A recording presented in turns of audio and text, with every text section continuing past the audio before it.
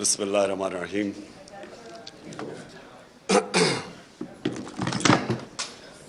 ایاک نعبد و ایاک نستعین۔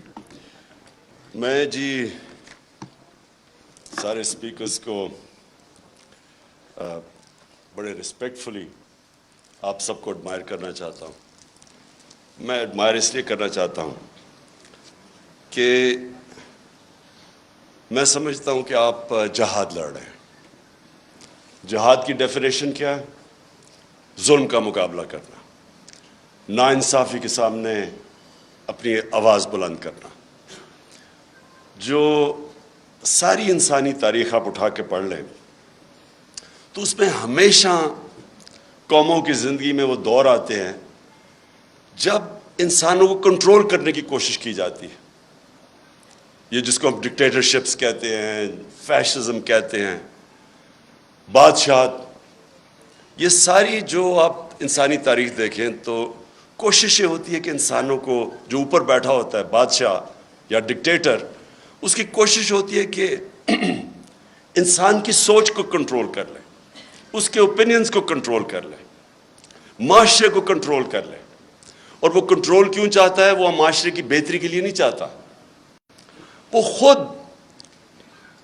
پوری پاور چاہتا ہے کہ وہ انسانوں کے اوپر راج کرے، بلکہ ایک چھوٹا خدا بننا چاہتا ہے، زمین کے اوپر ایک خدا بننا چاہتا ہے۔ اور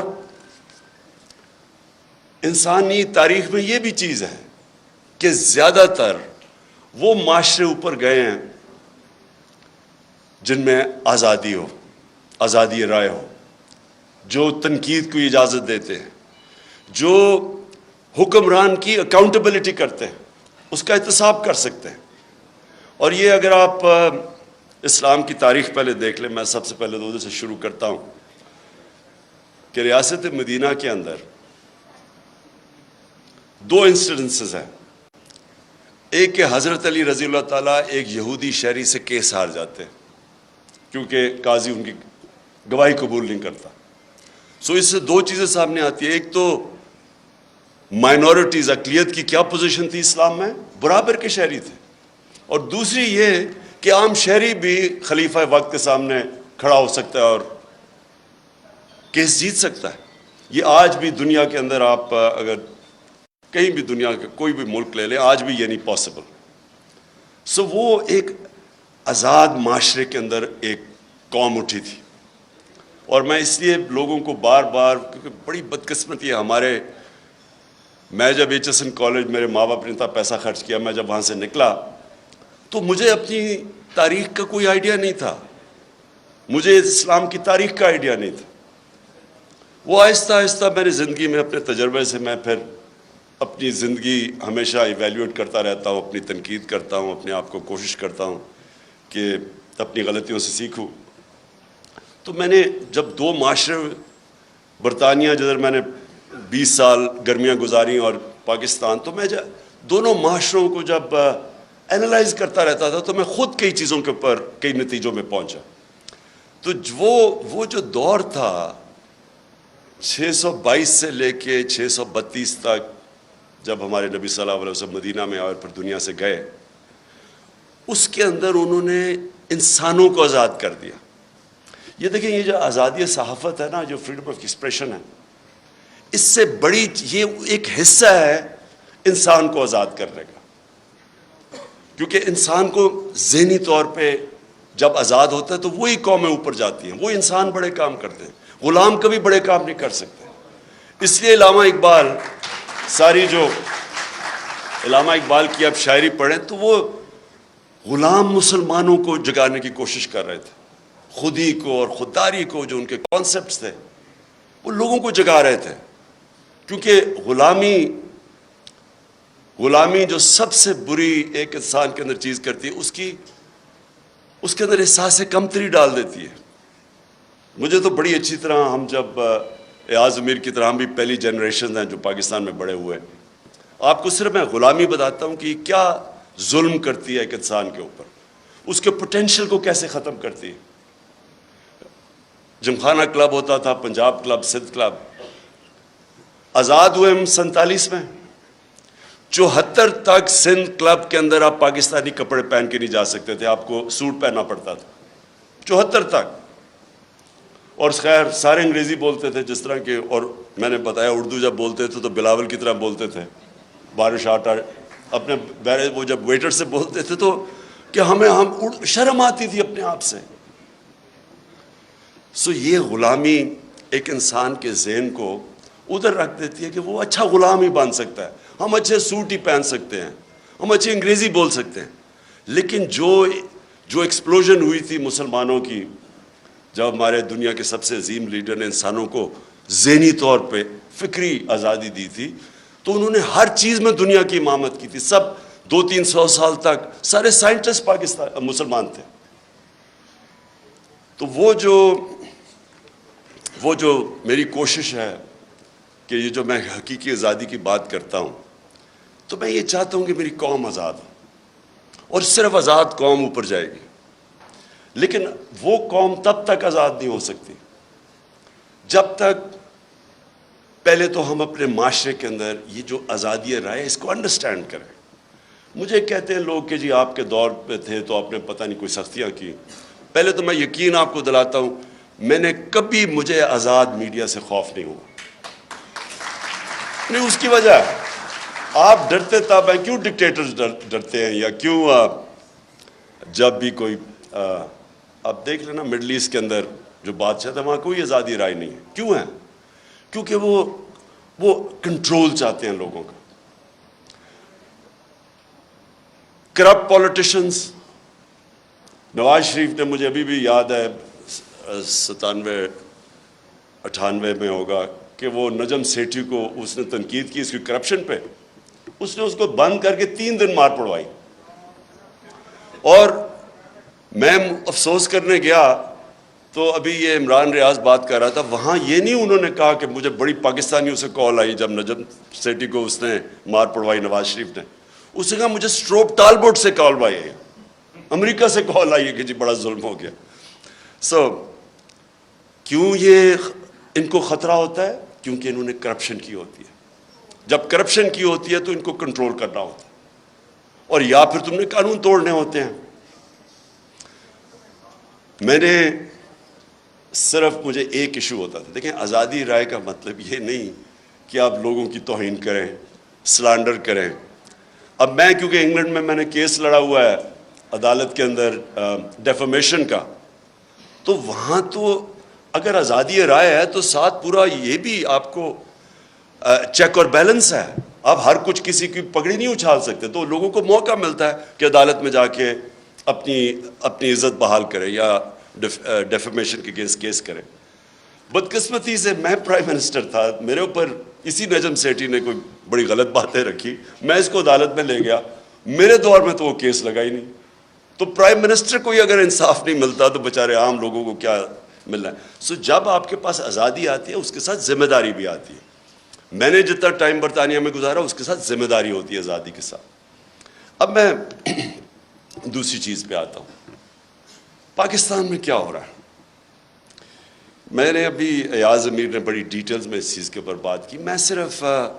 میں اپنی ذرا ایوولوشن بتاتا ہوں کہ ہم جب 90s کے اندر تماشا دیکھ رہے تھے, دونوں پارٹیز آئیں, 2 دفعہ کرپشن میں دونوں کو نکالا گیا, تو تب ہمارے ان دونوں پارٹیز کو دیکھ کے میرے بھی ذہن میں آیا کہ شاید کم کرپشن ہوگی کہ اگر ملٹری اس سے بہتر ہوگی. یہ ہم نے وہاں کی سوچنا شروع کر دیا کہ اس سے بہتر تو ہے. وہ ضیاء کے زمانے میں گروتھ ریٹ بھی زیادہ تھی, اکانومی بھی آگے تھی, لگ رہا تھا. تب وہ اور چیز ہے کہ تنقید نہیں تھی تو اس لیے کئی چیزیں پتہ ہی نہیں چلتی تھی. تو ہم نے بھی یہ سوچنا شروع کیا, کیونکہ انہوں نے جو دونوں دفعہ کرپشن میں گئی, ان کے اوپر دونوں نے ایک دوسرے کے اوپر جو کیسز بنائے کرپشن کے, کوئی سر مال تھا, کوئی ہدایبہ پیپر مل تھی.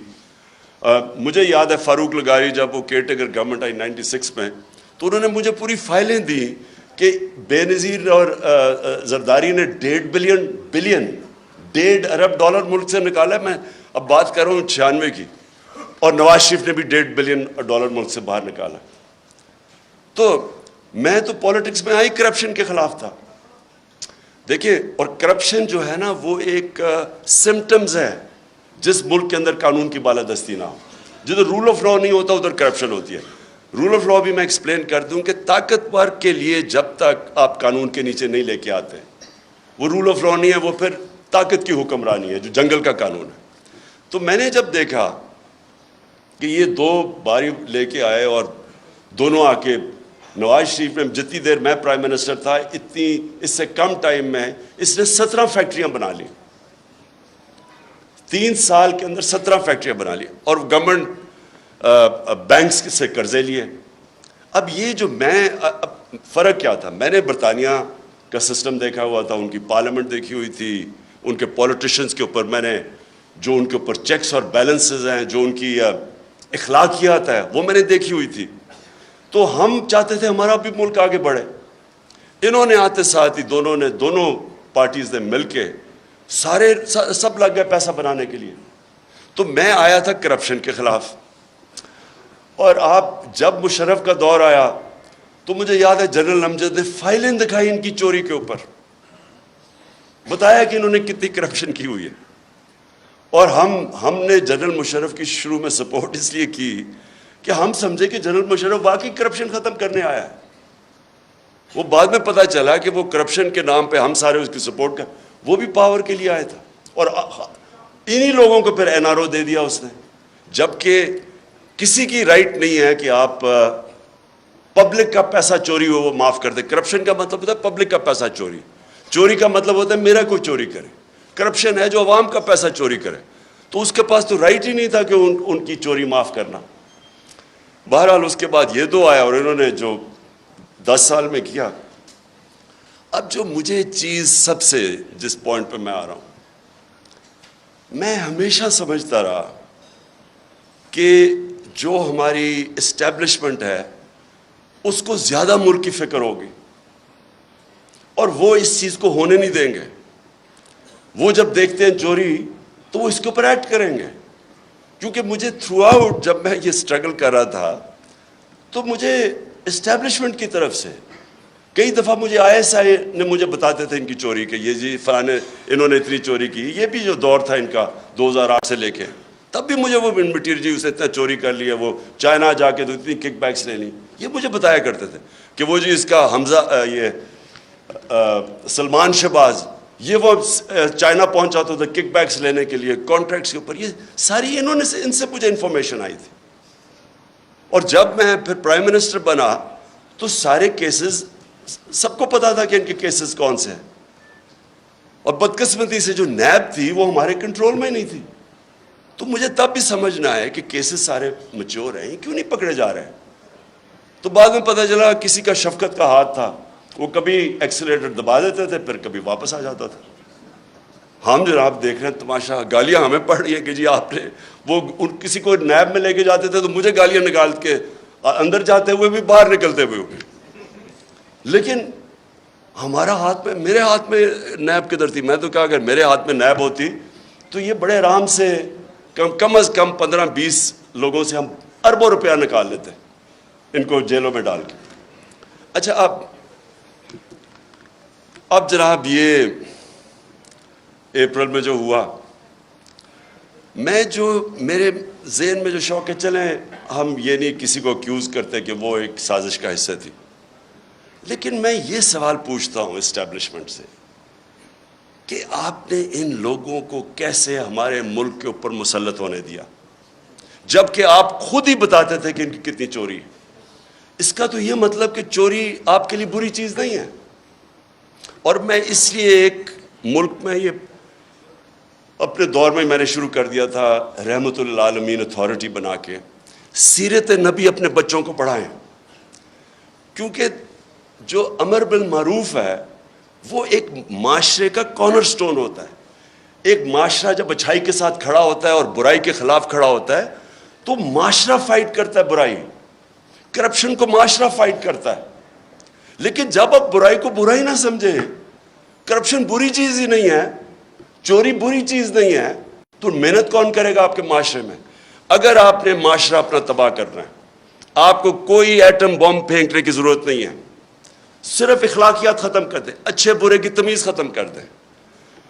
مولانا رومی کی بڑی فیمس سینگ ہے, اب کسی نے پوچھا مولانا صاحب ایک قوم کیسے مرتی ہے, انہوں نے 2 درختوں کا بتایا، ایک بڑا خوشبودار اور ایک بڑا برا درخت. انہوں نے کہا جب ایک قوم ان کے اندر فرق کرنا ختم کر دیتی ہے، اچھے برے کی تمیز ختم کرتی ہے، قوم مر جاتی. اس لیے ہی جو مدینہ کی ریاست تھی وہ امر بالمعروف پہ کھڑی ہوئی تھی. سارے معاشرے کو حکم کیا گیا تھا کہ آپ نے برائی کے خلاف کھڑے ہونا ہے. اب میں نے انگلینڈ کے اندر یہ دیکھا ہے، میں امر بالمعروف پہ وہ چل رہے ہیں. آپ کو میں بتاؤں کہ ان کا ایک بہت بڑا نام تھا لارڈ جیفری آرچر. بڑا مارگریٹ تھیچر کا رائٹ ہینڈ، ان کی پرائم منسٹر کا رائٹ ہینڈ آدمی تھا. جب ان کی ساری سوشل کیلنڈر کے اوپر وہ تھا، اس کی ہمیشہ اس کی اخباروں میں اس کی موومنٹس آتی تھی. اس نے ایک عدالت کے اندر اس نے ایک جھوٹ بول دیا. کیس تھا ڈیفامیشن کا، اس نے جھوٹ بول دیا. آپ سوچیں کہ اتنا طاقتور آدمی، اس نے جھوٹ بولا، 3 سال جیل ڈالا اسے. اور جب وہ جیل سے باہر نکلا، کسی گھر کوئی اسے انوائٹ نہیں کرتا تھا. وہ جو اتنا پاپولر آدمی تھا، اس کو کوئی انوائٹ نہیں کرتا تھا. عوام نے فیصلہ کیا کہ جناب اس نے غلطی کی ہے، اس نے اور کیا کیا، جھوٹ بولا. اب یہاں سوچے کہ لنڈن تو تھوڑے، پاکستان بھی میں میری کوئی پراپرٹی نہیں ہے، اور اس کے اوپر پھول پھینکے جا رہے ہیں. وہ جا کے ادھر جا کے وہ دوسرا والا کہہ رہا ہے کہ یعنی قطری خط جو ایک اپنی اربوں روپے کی پراپرٹیز کے لیے ایویڈنس پریزنٹ کر دے اور اس کو کوئی فرق ہی نہ پڑے ملک میں. ایک برنی میڈوف ملٹی بلینر بن گیا امریکہ کے اندر.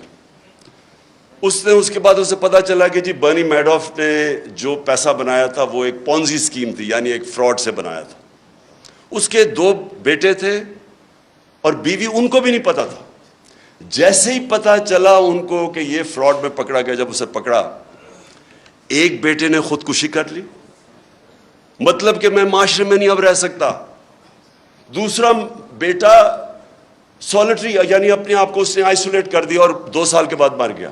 بیوی نے طلاق دے دی، یعنی اس کی اپنی فیملی نے اس کو ڈسون کر دیا. سنگاپور کے اندر 2 لی کوان یو جو سنگاپور کا بڑا اسٹیٹسمن تھا، 2 اس کے وزیروں میں جب کرپشن میں پکڑ گئے خودکشی کر لی. دیکھیں معاشرہ، جب معاشرہ کرائم فائٹ کرتا ہے تب کرائم آپ جیتتے ہیں. اب میں جب تھا جی فلانے نے پیسہ ادھر کر دیا، اس نے ادھر کر دیا، کس کو پکڑیں گے آپ جب تک معاشرے کے اندر آپ یہ اچھے برے کی تمیز نہیں دیں گے. اور ادھر میڈیا کا بہت بڑا ہاتھ ہے.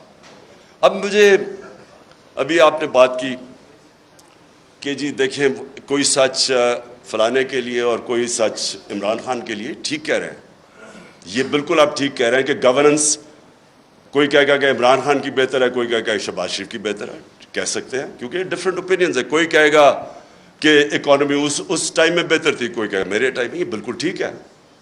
لیکن جب کوئی لوگ کرپشن کے اندر 16 ارب روپے کی corruption open and shut case میں، اگر ایف آئی اے اس کا انڈر ٹرائل ہے، اس کو آپ کیسے کہہ سکتے ہیں کہ جی وہ میری رائے اور فرق ہے اور اس کی رائے فرق ہے؟ وہ تو اس کا مطلب کہ جب اب نواز شریف جھوٹ بول کے 4 ارب روپے کی پراپرٹیز ہیں لنڈن کے اندر جدھر ہیں، اس کے بیٹے نے ایڈمٹ کیا کہ یہ بینیفیشری اونر ان پراپرٹیز کی مریم نواز ہے. مریم نواز جب چھوٹی تھی، جب پراپرٹیز نہیں، اس کا مطلب نواز شریف کا پیسہ ہے. کیا وجہ ہے کہ آج تک اس کو کئی لوگ لیڈر مانتے ہیں؟ بلکہ اسکیم پوری ایک کوشش ہو رہی ہے کہ اس کو پاکستان کے اندر ابھی پھر کہ عمران خان کو بھی ڈسکوالیفائی کرو اور پھر کہیں جی اچھا دونوں کو ہم الیکشن لڑنے کی اجازت دے دیتے ہیں. یعنی مجھے اور اس کو ایک ہی جگہ پہ کھڑا کر دیا. اتنے بڑے لٹیرے کو کہ یہ کہہ رہے ہیں کہ جناب عمران خان وہ کیونکہ پتہ نہیں وہ اس کیس کے اندر الیکشن کمیشن. دیکھیں یہ ہمارا سب سے بڑا چیلنج ہے. اور ادھر میڈیا کا بہت بڑا رول ہے، بیکاز میڈیا عوام کے اوپینین کو شیپ کرتا ہے. جس طرح کہ اسحاق ڈار جب گیا ہارٹ ٹاک کے اوپر، تو اس نے جو اس کا حال کیا ہے، کوئی بھی ویکنس جس میں ہو، یہ جس کے اوپر کرپشن کی، وہ نہیں جا سکتے میڈیا کے اوپر، وہ چھپتے ہیں میڈیا سے. یا ہر روز شام کو جن کے اوپر اربوں روپے کرپشن کے کیسز ہیں وہ جا کے بٹھا دیتے ہیں ایک بیچارہ پی ٹی آئی کا معصوم سا ہے, وہ بٹھا دیتے ہیں ساتھ, وہ پنچنگ چل رہی ہوتی, تم چور ہو تم چور ہو. سو میری سب سے یہ جو اور اسی کے اوپر میں آ رہا ہوں کہ جب ہماری اسٹیبلشمنٹ کو پتہ تھا ان کی پاس کتنے سال 30 سال سے یہ ملک کو لوٹ رہے ہیں, سارے ان کے پاس کیسز, مجھے انہوں نے دکھائے ہوئے, میں سوال یہ پوچھتا ہوں کہ انہوں نے کیسے ان کا راستہ نہیں روکا؟ اگر ملک کی فکر ہے تو کیسے آپ ان کو اجازت دے دیتے ہیں؟ ایک تو ہمیں پتہ ہے کہ امریکہ کا انٹرسٹ, امریکہ کی جو پالیسی ہے وہ اپنے انٹرسٹ پروٹیکٹ کرتے ہیں. ان کا ہے کہ جی وہ پاکستان ہمیشہ ایک ٹیلی فون کرو تو جو کام کروانا چاہے یہاں سے کرنے کے لیے تیار ہیں. اس کا یہ نہیں مطلب کہ اگر آج میں کہتا ہوں کہ بیسز نہیں دے رہے, یا میں کہتا ہوں میں نے روس یہ نہیں کہ میں اینٹی امریکن ہوں. میں ان کا اپنا انٹرسٹ ہے, ہمارا کام ہے اپنے لوگوں کے انٹرسٹ پروٹیکٹ کرنا, یہ اینٹی نہیں ہے. لیکن ان کو اتنی عادت پڑی ہوئی ہے یہاں کہ یہ ہاتھ باندھ کے سامنے کھڑے ہو جاتے ہیں. تو میں یہ مجھے ایشو ہے کہ کیسے ایک باہر سے, ہمیں پتہ ہے ڈونلڈ لو, وہ تو سب کے پاس اس کا جو سائفر تھا وہ تو سب کے پاس ہے, وہ تو آرمی چیف کے پاس بھی گیا تھا, پریزیڈنٹ پاکستان کے پاس بھی گیا, میرے پاس آیا, فورن آفس کے پاس, تو وہ تو ہمارے پاس پتہ تھا کہ وہ ایک انڈر سیکرٹری کہتا ہے کہ عمران خان کو اگر نہیں ہٹاؤ گے تو کانسیکوینسز ہوں گے پاکستان کے لیے. لیکن میں حیران ہوں کہ جب یہ بھی پتہ تھا کہ باہر سے سازش ہے, یہ بھی پتہ تھا کہ ہمارے لوگوں کو پیسے دے کے خریدا جا رہا ہے, اور یہ بھی پتہ تھا کہ چور ریپلیس کرنے والے ہیں جن کے اوپر کرپشن آپ کے دور میں کیسز بنے ہوئے ہیں, پھر کیسے ان کو اس ملک پہ مسلط ہونے دیا؟ کیونکہ اسٹیبلشمنٹ کے پاس پاور ہے, ان کے پاس اس وقت سب سے زیادہ پاور ہے, تو پاور کے ساتھ ذمہ داری آتی ہے. یہ نہیں ہو سکتا کہ پاور آپ کے پاس ہے اور ذمہ داری کسی اور کے پاس ہے. اتھارٹی اور پاور ساتھ ساتھ جاتے ہیں. جب یہ اوپر آئے ہیں تو آپ جتنا مرضی کہیں ہم نیوٹرل ہیں, جو مرضی آپ کہیں ہم نیوٹرل ہیں, تاریخ کے اندر لوگ آپ کو بلیم کریں گے یہ جو ملک کے ساتھ کیا ہے. یہ جو اوپر آ کے اوپر بیٹھے ہیں, تاریخ لکھی جا رہی ہے پاکستان کی کہ کیسے آپ نے ان لوگوں کو ہمارے پر مسلط ہونے, اور جو 4 مہینے میں ہوا ہے پاکستان کے ساتھ, ان 4 مہینے میں جو مہنگائی کے اوپر سپوزٹلی آئے تھے اور آج جو مہنگائی ہے. اور میں آخر میں اب بات کرتا ہوں, اب کوشش کیا کی جا رہی ہے؟ پہلے ان چوروں کو مسلط ہونے دیا, ان کی کوشش یہ تھی کہ اچھا جی وہ ہٹائیں گے, جب یہاں تو گورنمنٹ جب ہٹتی ہے لوگ مٹھائیاں بانٹتے, وہ نہیں ہوا, پبلک نکلا ہی سڑکوں پہ, کبھی پاکستان میں اس طرح پبلک نہیں نکلی. اور اس کے بعد جو 17 جولائی کا بائی الیکشن ہوا وہ ایک اور شوق مل گیا, جب الیکشن کمیشن بھی ملی, انتظامیہ بھی, یہاں بڑا مشکل ہے, یہ تو ایکسپرٹس ہیں دھاندلی کے, تو ادھر بھی جیت گئی تحریک انصاف. 25 مئی کو انہوں نے جو ظلم کیا اس کی کوئی مثال نہیں ہے کہ پاکستان گھروں میں رات کے 3 بجے جا کے عورتیں بچے بات دیکھ رہے ہیں, ان کے اوپر جا کے ان کو ذلیل کیا. دیکھیں آدمی اپنے اوپر تو چلو وہ لے بھی لیتا ہے, لیکن عورتیں بچوں کے رات میں 3-4 لوگ گھر گھسا ہیں تو ان کے اوپر کیا گزری ہوگی؟ خوف پھیلایا گیا, اس کے باوجود پھر سے اٹھ گئے. اور اب کیا فیز ہے؟ یہ فیز ہے سائیکولوجیکلی اس ملک کو ایسا دبایا جائے کہ ہم بھیڑ بکریوں کی طرح یہ تسلیم کر لیں جو اوپر سیٹ اپ آیا ہوا ہے. اور اس کے لیے ہر حربہ استعمال کیا جا رہا ہے. سوشل میڈیا کے لوگوں کو جس طرح اٹھایا جاتا ہے, کئیوں کو اٹھا کے پھر جس نے کوئی فوج کے خلاف ٹویٹ کی ہو اسے کہتے ہیں, اسے پہلے اٹھا لیتے ہیں, پھر کہتے ہیں اچھا یہ نہیں کہ میرے سے معافی مانگو, کہو کہ یہ عمران خان نے کہا میرے ان کے خلاف ٹویٹ کروا. ان سوشل میڈیا وہ بیچارے بچوں کو اٹھا رہے ہیں. یہاں میڈیا یہ سامنے میرے بیٹھے ہوئے ہیں, میں نے دیکھا کہ اعظم امیر نے بڑی کیئرفلی ایسے ورڈنگ کی کہ انشاءاللہ کپڑے اب نہیں پھٹیں گے اس باری. یہ ان کا فورن آفس کا ایکسپیرئنس ہے, ڈپلومیسی. اور سمیع ابراہیم, عمران ریاض, اور مجھے بڑا افسوس ہے کہ ارشد شریف. اب ارشد شریف جب سے میں وہ جانتا ہوں وہ ایک اپنی سوچ کا آدمی ہے, بہت ہی پیٹریوٹک, محب وطن پاکستانی ہے. وہ جو سمجھتا ہے کہ وہ ٹھیک لائن پہ ہے اس کو پڑ جاتا ہے, اور اس لیے اس کو لوگ دیکھتے ہیں کیونکہ ان کو پتہ ہے کہ وہ اس کا سٹانس کدھر ہے. اس جیسے آدمی کو دھمکیاں, گھر میں باہر گاڑیاں کھڑی, اس کو باہر جانا پڑا. صابر شاکر باہر چلا گیا, اے آر وائی کو بند کر دیا. اے آر وائی کا کیا قصور تھا؟ اگر شہباز گل سے اگر ایک جملہ نکل ہی گیا ہے جو کہ اس کو نہیں کہنا چاہیے تھا, جس کو غلط پرسیو کر سکتے ہیں, اس کے اوپر اے آر وائی کو کیسے بند کر دیا؟ وہ اے آر وائی کو اس جملے کی وجہ سے نہیں بند کیا گیا. ایسی باتیں کہہ بیٹھے نواز شریف اور مریم اور یہ جو ایاز صادق اور فضل الرحمان کیسی باتیں کہہ گئے فوج کے خلاف. ان کے لیے کبھی ایسی چیز نہیں ہوئی. اس بیچارے سے جو کیا ہے, مجھے تو پہلے 2 دن تو ہمیں پتہ ہی نہیں تھا اس کا. جب ہمارا وکیل مل کے آیا مجھے تو تب پتہ چلا اس بیچارے سے کیا کیا. یعنی کتنا بڑا جرم ہوگا کہ ننگا کر کے اس کو ٹارچر کیا انہوں نے.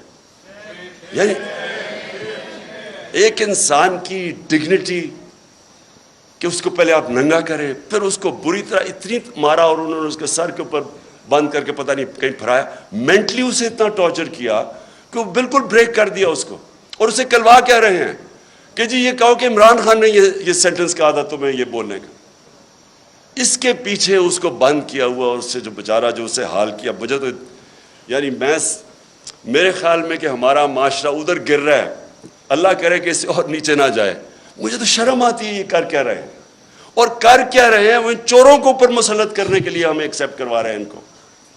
سب سے خوفناک چیز یہ ہے, اچھا کوئی بہت بڑا منصوبہ ہو, کوئی پاکستان کی بہتری ہو, چلے جی ہم یہ آپریشن بھی ٹالریٹ کر لیں. یہ چور جو 30 سال سے ملک کو پیسہ چوری کر رہے ہیں, 26 سال میں ان کے اگینسٹ جہاد کر رہا ہوں, ان کو ایکسیپٹ کروانے کے لیے میڈیا کا منہ بند, خوف پھیلا رہے ہیں, لوگوں کو ڈرا رہے ہیں, اور پھر آگے پلاننگ کر رہے ہیں کہ کسی طرح تحریک انصاف ٹوٹ جائے گی. ہمارے لوگوں کو کال کر رہے ہیں, ہمارے ایم این ایز کو کال کر رہے ہیں, ہمارے سینئرز کو اپروچ کر رہے ہیں, خوف پھیلا رہے ہیں ان کے اندر. اور میں اس لیے آج ساری اپنی قوم کے سامنے کہنا چاہتا ہوں کہ دیکھیں یہ واقعی ایک پاکستان کا ڈیفائننگ مومنٹ ہے. میں پھر سے کہوں گا کہ آز امیر اور میں, ہماری وہ جنریشن ہے جو پاکستان کے ساتھ بڑی ہوئی ہے. میں نے کبھی اپنی قوم کے اندر یہ شعور نہیں دیکھا, ایسی بیداری نہیں دیکھی. فیملیز رات کے 12 بجے تک جلسے اٹینڈ کر رہی ہیں.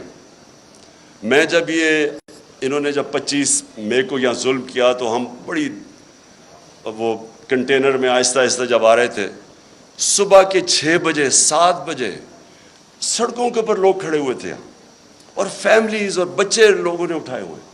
یہ کوئی بھی, میں یہ چیلنج ان کو کرتا ہوں, آپ جو مرضی کر لیں, جتنا مرضی خوف پھیلا لیں, یہ جو اس وقت اس ملک میں بیداری ہے اور یہ جو قوم اٹھ رہی ہے, آپ کچھ بھی نہیں کر سکیں گے. آپ جو مرضی کر لیں, یہ قوم, یہ جو بیداری کا اور شعور کا جن ہے, یہ کبھی بوتل میں آپ واپس نہیں ڈال سکتے. اور جتنا آپ اس کے اوپر آپریشن کریں گے اور جتنا لوگوں کے اوپر ظلم کریں گے, اسے شہباز گل سے پوچھ رہے جی عمران خان کھاتا کیا ہے. پہلے تو اسے کہہ رہے ہیں کہ عمران خان کے خلاف سٹیٹمنٹ دو, پھر کہتے کھاتا کیا ہے. میں آپ سب کو بتانا چاہتا ہوں کہ یہ ایسے نہیں وہ پوچھ رہے کھاتا کیا ہے کہ ان کو میری ڈائٹ کی اتنی فکر نہیں ہے. 4 شہباز شریف کے جو گواہ تھے ایف آئی اے کے 16 ارب کے کرپشن کیس کے اندر, 4 گواہ 2 مہینے کے اندر ہارٹ اٹیک سے مرے ہیں. ان کو کھانے کا ہی پتا تھا کہ وہ کھاتے کیا ہیں. اس کا جو انویسٹیگیٹر تھا ڈاکٹر رضوان ایف آئی اے کا, وہ ہارٹ اٹیک سے مرا. جو دوسرا انویسٹیگیٹر تھا اس کو ہارٹ اٹیک ہوا لیکن بچ گیا. اور یہ کھاتے کیا ہیں پتا ہوتا ہے تو یہ پھر ان کو آگے پھر کیسے ان کو ٹھکانے لگاتے ہیں. تو میں یہ آخر میں اپنے نیوٹرلز کو پیغام دینا چاہتا ہوں. کیا آپ کو فکر ہے اس قوم کی؟ بالکل یاز امیر نے ٹھیک بات کی. آپ کو پتہ ہے ملک کدھر جا رہا ہے؟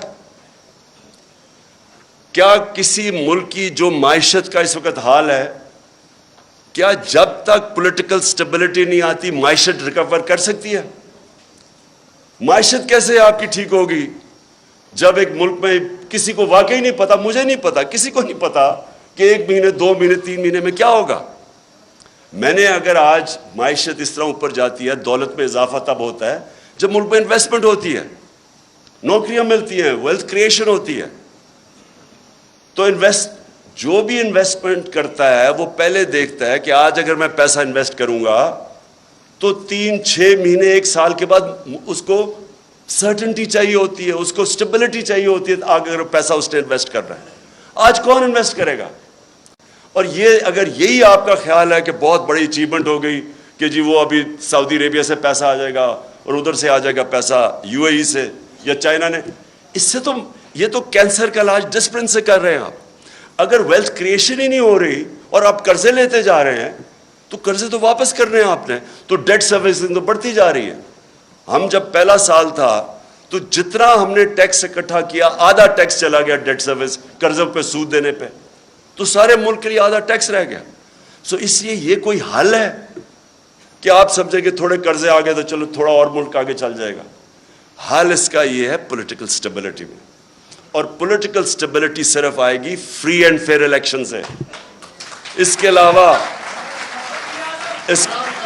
علاوہ صاف اور شفاف، میں آج چیلنج کرتا ہوں، صاف اور شفاف الیکشن کے علاوہ مجھے کوئی بتا دے کہ پاکستان میں سٹیبلٹی کیسے آئے گی. اور پولیٹیکل سٹیبلٹی نہیں آئے گی، اکنامک سٹیبلٹی نہیں آئے گی، اور اکنامک سٹیبلٹی نہیں آئے گی تو یہ ملک تو نیچے جا رہا ہے، قرضے چڑھتے جا رہے ہیں، حل تو کسی کے پاس ہے ہی نہیں. اس لیے میں اپنے نیوٹرل سے آخر میں یہ کہتا ہوں کہ ابھی بھی وقت ہے، ابھی بھی ٹائم ہے، اپنی پالیسیز ریویو کریں. بند کمروں میں کئی دفعہ فیصلے ہوتے ہیں، وہ فیصلے اچھے نہیں ہوتے. آپ کو ریویو کرنے چاہیے اور سوچنا چاہیے کہ ہم نے یہ ملک 22 کروڑ کے لوگ ہیں، ینگ پاپولیشن ہے، 60% آبادی ہماری 30 سال کی عمر سے کم ہے، ان کو نوکریاں چاہیے. اور اگر اس وقت صحیح فیصلے نہیں ہوں گے اور یہ کمپاؤنڈ فیلئر کیا جائے گا کہ انہی لوگوں کے اوپر کوشش کریں گے کہ سختی کر کے آپریشن کر کے کہیں ہم ان چوروں کو ایکسیپٹ کر جائیں. میں اپنی طرف سے تو کہنا چاہتا ہوں ان کے نیچے، میں اگر مجھے کوئی کہنا کہ ان کے نیچے میں نے اب اپنی زندگی گزارنی ہے، میں سمجھوں گا کہ مجھے موت اس سے زیادہ بہتر ہے بجائے ان چوروں کے نیچے میں اپنی زندگی گزاروں. شکریہ.